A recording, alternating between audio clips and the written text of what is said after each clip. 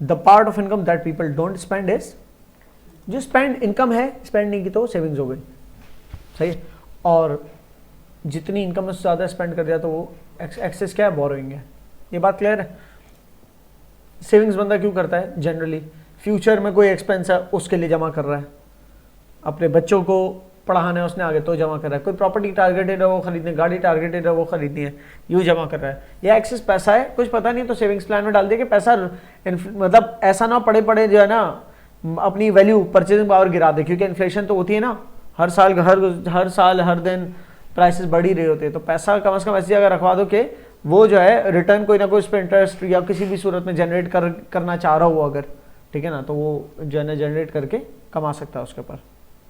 बहरहाल the point is कि savings आपकी दो तरह की होती हैं, एक होती है कॉन्ट्रेक्चुअल और एक होती है नॉन कॉन्ट्रेक्चुअल। कॉन्ट्रेक्चुअल सेविंग्स ऐसी होती है कि जो आप फॉर एग्जांपल आप एक कॉन्ट्रैक्ट के अंदर आ गए कि हर महीने मैं इतने पैसे पे करूंगा, वो कॉन्ट्रेक्चुअल सेविंग है।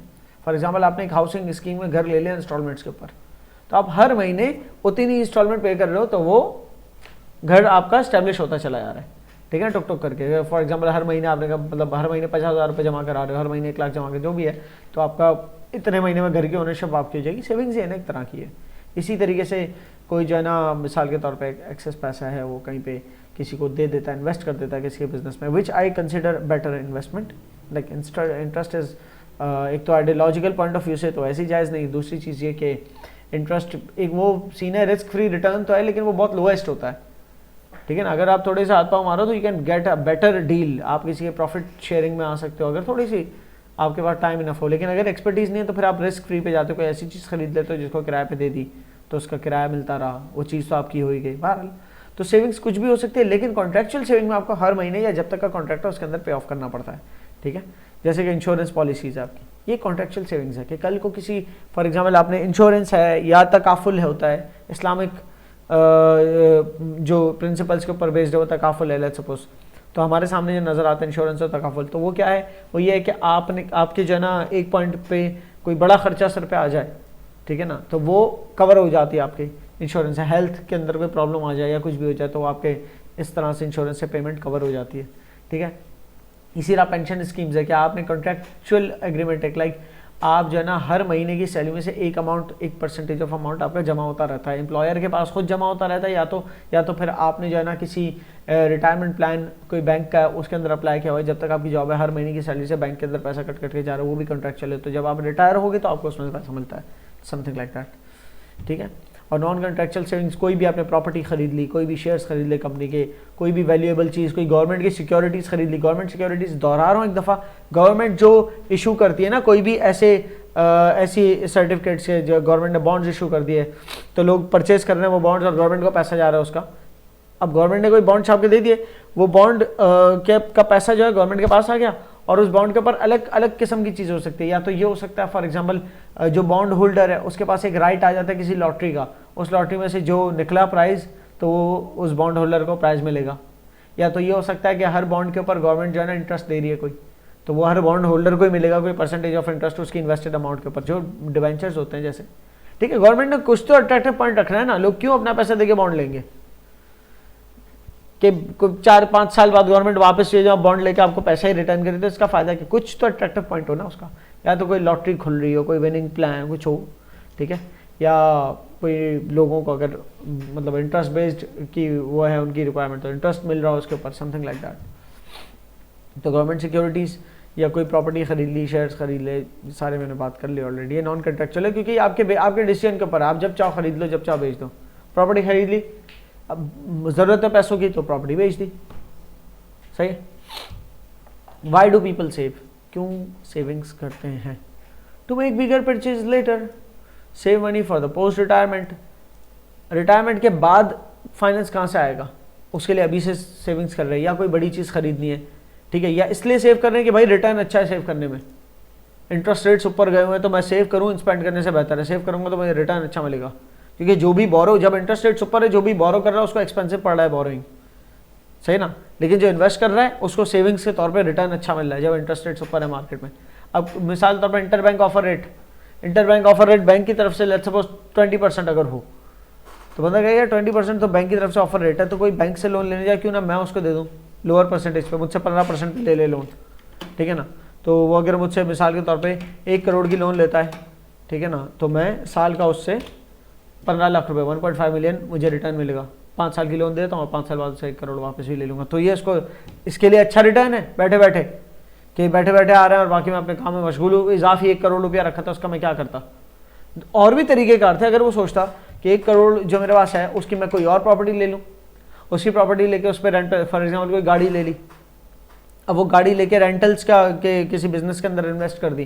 वो रेंटल्स वाला कह रहा है कि तकरीबन महीने में 10 दिन आपकी गाड़ी रेंट आउट हो जाएगी। 10 दिन तो निकल जाते हैं, लाइक 4 दफ़ा तो हफ्ता इतवार लेट आउट हो जाती है, और इसके अलावा भी 1-2 दिन और भी हो जाती है। 10 दफ़ा कम अज़ कम और ज़्यादा भी हो सकते हैं लेट आउट। तो जितनी दफ़ा लेट आउट होगी आपका उसमें 50% में रखूँगा, 50 में रखूँगा, 50% आपका। तो पता चलता है एक दफ़ा कितने में लेट आउट होती है, पता चलता है एक दफ़ा हो जाए ना 8,000 में लेट आउट हो रही है, मतलब रेंट पे जा रही है। तो अब 10 मिलियन की गाड़ी या 1 करोड़ की गाड़ी, एक दफ़ा एक दिन का रेंट 8,000 है, ठीक है ना, और 10 दफ़ा रेंट आउट हो रही है, महीने में 80,000, तो 12 महीने में ये हो गया 9,60,000, ठीक है ना। मोर और लेस 1 मिलियन के करीब ही रिटर्न दे रही है, 1 मिलियन के करीब ही रिटर्न दे रही है। 10 मिलियन की चीज़ सालाना 1 मिलियन का रिटर्न दे रही है। तो आप कहोगे यार 1 मिलियन डिवाइडेड बाय 10 मिलियन, तो ये तो 10% रिटर्न है। मार्केट से मैं इंटरेस्ट बेस्ड तो इससे 15% निकाल सकता हूँ। लेकिन अब आपके सामने एक और कैलकुलेशन आती है कि नहीं यार, हमारी जो इकॉनमी है राइट नाउ, मैं पाकिस्तान से स्पेसिफिक बात कर रहा हूँ, हमारी इकॉनमी ऐसी चल रही है कि इसमें गाड़ियों के या इंपोर्टेड आइटम्स के प्राइसेस इन्फ्लेट कर रहे हैं, क्योंकि करेंसी वीकन हो रही है, करेंसी कमज़ोर होती जा रही है, तो इंपोर्ट्स महंगी होती जा रही है। जैसे जैसे इंपोर्ट्स महंगे होती जा रही है, गाड़ियों की अपनी वैल्यू भी बढ़ रही है। तो गाड़ी से तुम्हारा एक रेंट वाला गेन है, ऑपरेशनल गेन, और एक कैपिटल गेन भी है कि 1 करोड़ की गाड़ी आपकी अभी है ना, ये इवेंचुअली आप देख लेना, ये 2 करोड़ तक चली जाएगी इसकी वैल्यू। सही, जो कि हुआ है, हमने देखा है, बहुत सारी गाड़ियों की वैल्यूज डबल हुई है। तो उस बेसिस के ऊपर, या हो सकता है उसको कहा जाए कि 1 करोड़ की गाड़ी मत लो, 1 करोड़ के अंदर जो है ना आप 5 गाड़ियां ले लो, 20-20 लाख वाली, 20-20 लाख वाली 5 गाड़ियां ले लो। अच्छा, वो एक गाड़ी एक दिन का रेंट क्या होगा, वो 3,000 रेंट देगी, लेकिन 3,000 मल्टीप्लाइड बाय 5, 15,000 का रेंट आया एक दिन का, ठीक है ना। और ये भी अगर 10 दिन लेट आउट होती हैं तो ये आपका हो गया 1.5 लाख और 18 लाख। 18 लाख क्या हुआ,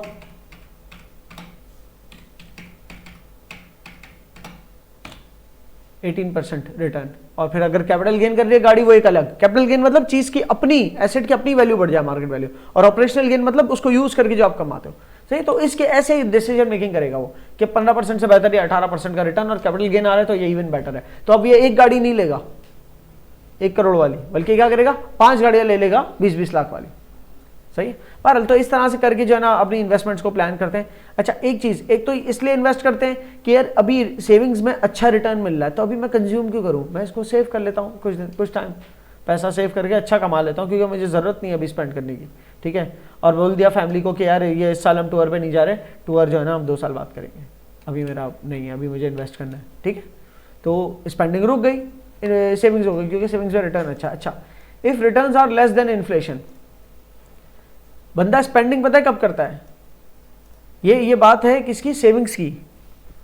अगर सेविंग्स के वक्त मतलब लोग क्यों सेव करते हैं, अगर इंटरेस्ट रेट्स लो हैं तो लोग क्या करेंगे, कंज्यूम ज़्यादा करेंगे। यार सेविंग्स की हेडिंग के अंदर ना, यहाँ पर जुमला ये नहीं लिखा होना चाहिए था, बल्कि लिखा होना चाहिए था if interest rates are high, जो कि ये लिखा हुआ है, सॉरी ये लिखा हुआ है। अगर इंटरेस्ट रेट्स हाई हैं तो लोग क्या करेंगे, सेविंग्स करेंगे, अगर इंटरेस्ट रेट्स लो हैं तो लोग कंज्यूम करेंगे। अच्छा, अब सेविंग्स को लेकर एक बात ध्यान में रखना, अगर आप सेविंग कर रहे हो और सेविंग से जो रिटर्न आ रहा है वो इन्फ्लेशन को भी बीट नहीं कर पा रहा, तो आपके सेविंग का फायदा ही नहीं है। मतलब आपकी सेविंग से सालाना आपको रिटर्न आ रहा है 8%, और सालाना इन्फ्लेशन ही 12% हो जाती है, तो ये तो आपका मतलब इन रियल टर्म्स आपके पास पैसा कम हो गया, ठीक है ना। मतलब ये है कि अगर आपने 10 मिलियन इन्वेस्ट किया, साल का 8% आपको रिटर्न आता है, तो ये आपको 8 लाख रिटर्न आएगा 10 मिलियन पे एक साल में। मार्केट प्राइसेस चीज़ों की जनरली अगर 12% से बढ़ गई, ठीक है, अगर मार्केट प्राइसेस चीज़ों की जनरली 12% से बढ़ जाती हैं, तो उस केस में जिसने आपकी तरह 10 मिलियन इन्वेस्ट किया था किसी गाड़ी के ऊपर या किसी घर के ऊपर, जो भी है, किसी दुकान के ऊपर, तो वो उसकी क्योंकि मार्केट प्राइसेस 12% से बढ़ गए तो उसकी चीज़ की वैल्यू 12% से बढ़ गई, ठीक है ना। तो उसकी चीज़ की वैल्यू कितनी हो गई, 10,120,000। जबकि आपके 10 करोड़ की चीज़, तो क्या 10 करोड़ तो आपके पास हैं जो कि इन्वेस्ट किए थे आपने, प्लस 8 लाख और आपको मिले इन्वेस्टेड अमाउंट पे, तो आपके पास एक्चुअली बना टोटल अमाउंट इन दोनों को मिला के 1,008,000 क्यों आ रहा है, 1% कितना है, नहीं ये सॉरी 10 मिलियन था ना, ठीक है। तो इस सूरत में गए तो आपका 1 करोड़ का 1 करोड़ तो रह गया, प्लस 8 लाख और आया रिटर्न के तौर पे, सही ना। कहीं इन्वेस्ट किया था आपने, आपको 8% का रिटर्न मिला उस पे साल का। दूसरा बंदा है, उसको जो है ना रिटर्न मिला 10 मिलियन पे, टोटल 10.12, तो इसका रिटर्न आपसे ज़्यादा हुआ, सही है। उसकी वजह यह है कि ये मैंने गलत लिखा है, उसका रिटर्न आपसे ज़्यादा होगा क्योंकि ये यूं होगा, ठीक है। ये बात समझ में आ रही है। हुआ क्या, हुआ ये कि पहला रिटर्न जो है वो इंटरेस्ट बेस्ड था, 8% साल का इंटरेस्ट मिल रहा था। तो आपने कहा साल का इंटरेस्ट मिल रहा है 8%, बैठे बैठे मसला ही कोई नहीं। साल पे अगर मैं 10 मिलियन इन्वेस्ट करूंगा तो मुझे 8 लाख, मतलब 1 करोड़ इन्वेस्ट करूंगा तो 8 लाख का तो मुझे रिटर्न मिल ही जाएगा पूरे साल का, इंटरेस्ट बेस्ड। दूसरा कह रहा है कि यार मैं 1 करोड़ इन्वेस्ट करूंगा तो मुझे 12% रिटर्न मिलेगा। इन दो में फ़र्क क्या है, इन दो में फ़र्क यह है कि इस वाले ने पैसा कहीं रखवा दिया और इस वाले ने क्या किया, कार खरीद ली। क्योंकि मार्केट प्राइसेस चीज़ों के 12% से बढ़ गए तो इसकी कार भी 12% से बढ़ गई बाय वैल्यू, ठीक है। डेप्रिशिएट वगैरह होने के बाद भी इसको इतना रिटर्न मिल गया, तुम ये समझो 12% से बाय वैल्यू बढ़ गई। तो एक इंसान जिसकी 1 करोड़ की रकम 1 करोड़ 12 लाख तक पहुंच जाए 1 साल बाद, और दूसरा इंसान जिसकी 1 करोड़ की रकम 1 करोड़ 8 लाख तक पहुंचे, तो ज्यादा बेहतर वो है जो 1 करोड़ 12 लाख तक पहुंचा। अब हुआ क्या, हुआ ये कि मार्केट में जो इंटरेस्ट रेट्स चल रहे थे वो लेस रिटर्न दे रहे थे एज कंपेयर टू मार्केट में जो इन्फ्लेशन चल रहा है। जब मार्केट मार्केट में इन्फ्लेशन ज्यादा हो और इंटरेस्ट रेट्स कम हो तो ऐसी मार्केट में लोग कंज्यूम की तरफ जाएंगे, सेविंग्स की तरफ नहीं जाएंगे। क्योंकि ऐसी मार्केट जहां पर अभी चीजों के प्राइसेस बढ़ते चले जा रहे साल बाद और बढ़ जाएंगे, तो लोग कहेंगे भाई गाड़ी अभी खरीद लो, क्योंकि 1 साल बाद अगर बेच भी देंगे ना गाड़ी तो ज्यादा में ही बिकेगी, सही है। उसके बाद दूसरा बंदा है कि उसने बैंक में रखवा लिए पैसे, तो बैंक से जो उसको रिटर्न मिल रहा है इंटरेस्ट के तौर पे वो सिर्फ 8% मिल रहा है। जबकि ये पहला बंदा है, इसने गाड़ी खरीद ली क्योंकि इसने इकोनॉमी को रीड कर लिया कि इकोनॉमी करंटली हमारी ऐसी चल रही है कि इन्फ्लेशन इंटरेस्ट रेट को बीट कर रही है, तो इंटरेस्ट पे जो रिटर्न मिलेगा इससे ज्यादा बेहतर है कि मैं कोई चीज खरीद लूं, क्योंकि चीजों के प्राइसेस सोना खरीद लूं, सोने के प्राइसेस इतनी तेजी से बढ़ जाएंगे कि फिर जब मैं सोना बेचूंगा तो जो टोटल मेरे पास अमाउंट बनेगा वो उससे ज्यादा ही होगा कि आज मैं इंटरेस्ट के अंदर बेस्ड जो है ना इन्वेस्टमेंट्स करता हूं। क्लियर हो गई नहीं बात अब, तो ये पैराग्राफ भी क्लियर हो जाएगा। इफ रिटर्न्स कौन से इंटरेस्ट बेस्ड, अगर इंटरेस्ट के रिटर्न्स इन्फ्लेशन से कम है तो लोग क्या करेंगे, लोग कहेंगे नहीं यार अगर इंटरेस्ट में रिटर्न्स कम मिल रहे हैं और इन्फ्लेशन ज़्यादा है तो फिर लोग कहेंगे नहीं भाई जो खर्चे करने वाले कर लो, अगर घर बनाना था तो बना दो क्योंकि प्राइसेस बहुत आगे निकल जाएंगे। घर का एक फर्द कह रहा है भाई अभी नहीं घर बनाओ, एक काम करो पहले रखवा देते, 1 साल वो पैसा बन जाए ज़्यादा फिर घर बनाएंगे। ओ मेरे भाई इन्फ्लेशन ऐसा चल रहा है 1 साल वो जितना पैसा बनेगा ना 8% ऊपर जाएगा, और मार्केट में जो प्रॉपर्टी बनाते हो मटेरियल जो लगता है ना आज जितने का मिल रहा है ना उससे हो सकता है हमें 40% ऊपर प्राइस पे मिले, तो जिसको तुम 8% गेन कह रहे हो एक्चुअली 32% का लॉस हो जाएगा हमारा। क्लियर हुई। आज 1 करोड़ में हम शायद पूरे 2 फ्लोर बना सके, तुम 1 साल बाद 1 करोड़ 8 लाख जो बोल रहे हो उसमें एक भी ना बने, फिर तो ऐसे बेसिस के ऊपर बात क्लियर हो गई होगी ना। People will reduce consumption and increase savings if future is uncertain. अच्छा अगर फ्यूचर अनसर्टेन है तो लोग जो है वो सेविंग्स करते हैं कि यार अभी पता नहीं मेरी जॉब जा सकती है, कोविड का टाइम चल रहा है, हमारी कंपनी से ले ऑफ कर रहे हैं सबको, एम्प्लॉयज़ को निकाले, मेरी भी चली जाएगी, तो मैं अभी कुछ पता नहीं यार अभी से खैर तो क्या कर रहा है, सेविंग्स तो करना शुरू कर दी है मैंने, मेरे महीने की सैलरीज अब मैं बिल्कुल खींच के चल रहा हूँ, बजट मेरा जो है ना मैंने बना के रखा हुआ है तो उसी हिसाब से स्पेंडिंग कर रहा हूँ, क्योंकि पता नहीं अगर जॉब छूटती है तो पता नहीं कितने महीने बाद कोई दूसरी जॉब मिले। अब समझ रहे हो ये क्या कर रहा है, सेविंग्स कर रहा है, क्योंकि फ्यूचर अनसर्टेन है। The more savings scheme available the more people save. Market में अलग अलग करके सेविंग्स स्कीम आना शुरू हो जाए तो लोग फिर सेव भी करते हैं। जैसे अचानक से गुज़िश्ता 3-1 साल के अंदर हमने देखा बहुत सारी हाउसिंग स्कीम्स जो है ना, गुज़िश्ता बल्कि 3 से 5 साल के अंदर बहुत सारी हाउसिंग स्कीम्स लॉन्च हुई जो इंस्टॉलमेंट्स पे आपको जगह दे रही है कि फ्लैट ले लो, पर महीना 8,000 इंस्टॉलमेंट, पर महीना 15,000 रुपये इंस्टॉलमेंट, इस तरह से। तो इतनी सारी स्कीम्स आ गई ना, तो एक तरफ ध्यान नहीं जाता तो दूसरी पे, तीसरी पे, किसी ना किसी पे तो चला ही जाएगा ना ध्यान। इस तरह जितने ज्यादा इन्वेस्टमेंट ऑप्शंस बढ़ते जाएंगे तो लोग उतने ज्यादा इन्वेस्ट के तरफ आते चले जाएंगे, सेविंग्स करना शुरू हो जाएंगे इंस्टेड ऑफ स्पेंडिंग। ठीक है ना, वो सेविंग्स की तरफ ज्यादा ध्यान देंगे जितनी सेविंग स्कीम आ गई। क्लियर है? मैं बार बार इन्वेस्ट बोलना, एक्चुअली इन्वेस्ट नहीं, savings. Savings is a bit different than investing, क्योंकि सेविंग्स वो है जहां आपको रिटर्न मिलना है, वहां रखवा रहे हो पैसा। इन्वेस्टमेंट इज रिस्की थिंग कि मैं इन्वेस्ट कर रहा हूं, पता नहीं क्या हो ना हो, वो बिजनेस है। बिजनेसमैन क्या करता है, किसी और की सेविंग्स हुए हुए अमाउंट को लेके बिजनेस खोलता है, और सेविंग्स वाले ने क्या किया कि मैं रिस्क नहीं लेना चाहता, मैं अमाउंट सेव कर रहा हूं।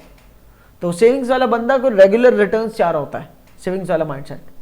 और एक बात याद रखना, जो बहुत ही ज्यादा कहते हैं ना अच्छा एक स्टैंडर्ड ऑफ लिविंग जब अपना बूस्ट कर पा रहे, बहुत अमीर हो गए, बहुत रिच हो गए, जो भी, वो सेविंग्स से नहीं होते। ठीक है ना, वो इन्वेस्टमेंट से होते हैं, वो करेक्ट स्पेंडिंग से होते हैं। कभी कभी उनको भी सेविंग्स करनी पड़ती है, ऐसा नहीं है कि अब आया उड़ाया नहीं, मतलब एसेट्स खरीदते हैं। वो एसेट्स क्या करते हैं, इनकम जनरेट करने में मदद करते हैं। तो वो लोग ज्यादा जो है ना सक्सेसफुल हो पाते हैं in terms of finance as compare to दोस्त जो कि है ना किसी जगह ढूंढते हैं, यार मैं रखवा रहा हूँ, मुझे पर महीना इतना रिटर्न मिल जाए। तो उससे बेहतर वो होते हैं जो, उससे ज़्यादा बेहतर प्रॉफिट्स वो मतलब अमीर वो हो जाते हैं इन ड्यू टाइम के जो इन्वेस्टमेंट्स करते हैं प्रॉपर। लेकिन अगेन उनकी कैलकुलेशन और उनका रिस्क भी होता है, जरूरी नहीं हर स्टोरी सक्सेसफुल हो, फेलियर्स भी तो होते हैं ना, फिर वो पूरी अमाउंट डूब भी सकती है। वो तो फिर जितनी अच्छी रीडिंग की उसने मार्केटिंग की उतना अच्छा रहेगा उसका।